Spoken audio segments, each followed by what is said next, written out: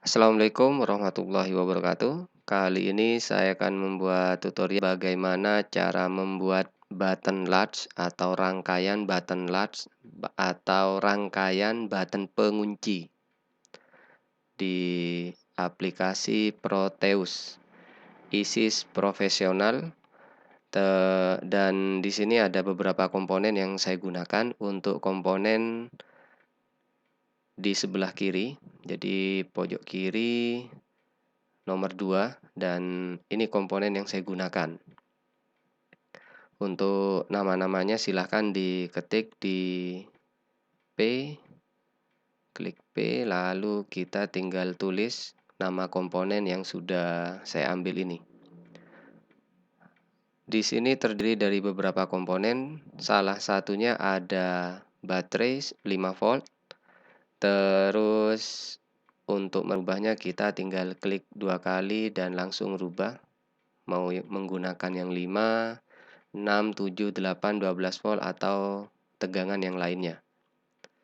Dan untuk resistor, di sini ada resistor 10K, 1K, 50K, 10K, dan 100 ohm. Jadi kalau yang tidak ada huruf, berarti ini satuannya langsung ohm, 100 ohm, seperti itu. Lalu ada satu kapasitor elektrolit. Dan untuk yang bergaris ini adalah min, dan kosong seperti ini, hanya persegi panjang seperti ini adalah plus. Jangan sampai terbalik jika membuat di hardware-nya langsung. Karena ini disimulasi, jadi walaupun terbalik tidak akan meletus atau meledak untuk kapasitornya ini jika terbalik. Dan untuk posisinya seperti ini, 2,2 mikrofarad.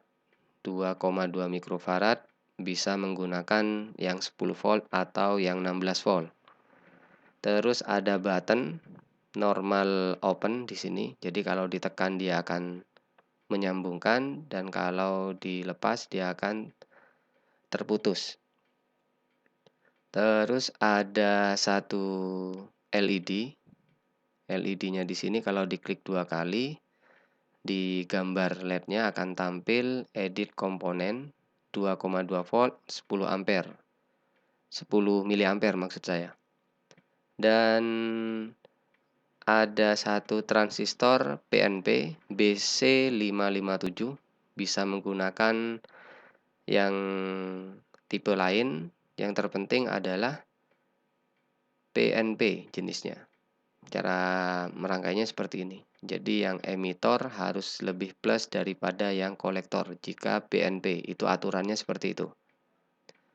Lalu untuk yang Q2 ini adalah transistor jenis MOSFET IRF 540 tipe N. Jadi kita bisa menggunakan yang tipe lain IRF Z44 atau yang lainnya. Yang terpenting jenis N channel. Untuk rangkaiannya seperti ini. Dan yang umum dijual di pasaran yang sering digunakan lah, itu biasanya untuk gate-nya sendiri, tegangan maju atau tegangan diberi panjar 5 volt baru akan aktif. Biasanya seperti itu. Ada yang 3,3 atau ada yang 1,5, cuma jarang sekali dijual. Kalau di Indonesia itu jarang, dan perlu tipe tertentu untuk membeli yang gate-nya itu dipicu 1,5 atau 3,7. Kalau yang standar di luaran ini biasanya 5 volt. Ketika diberi panjang 5 volt baru MOSFET ini akan aktif. Untuk rangkaiannya ini seperti ini, tidak ada yang lainnya. Sesimpel ini saya sudah buat sesimpel mungkin. Jadi cara kerjanya nanti ketika saya tekan dia akan menyala untuk D1 atau LED yang berwarna kuning. Ketika saya tekan kedua kali maka LED-nya akan mati. Saya akan langsung contohkan aja. Nah, seperti ini. Untuk yang warna merah itu adalah plus, biru min, kalau abu-abu atau tanpa warna itu tri-state, jadi kondisinya ngambang, tidak high atau tidak low. Ketika saya tekan seperti ini ya, LED akan menyala. Q2 akan aktif sehingga LED-nya ini akan menyala. Resistor R6 di sini digunakan untuk menurunkan tegangan supaya LED-nya ini tidak rusak. Jadi diberi 100 ohm karena tegangan 5 volt, sedangkan untuk LED-nya sendiri tadi 10 mA 2,2 volt.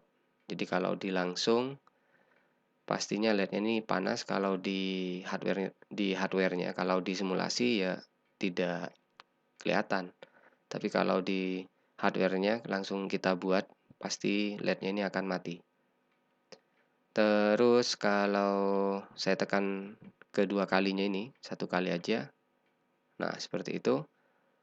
LED D1 akan mati dan Q1 di sini tidak akan tersambung ke R3 maupun ke R4.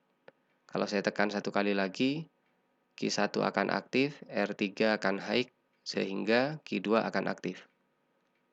Jadi cara kerjanya seperti itu. Ini bisa digunakan untuk D1 kita bisa ganti menggunakan relay, terus menggunakan lampu atau LED yang lebih besar tegangannya seperti LED HPL yang 12 volt tegangan kerjanya.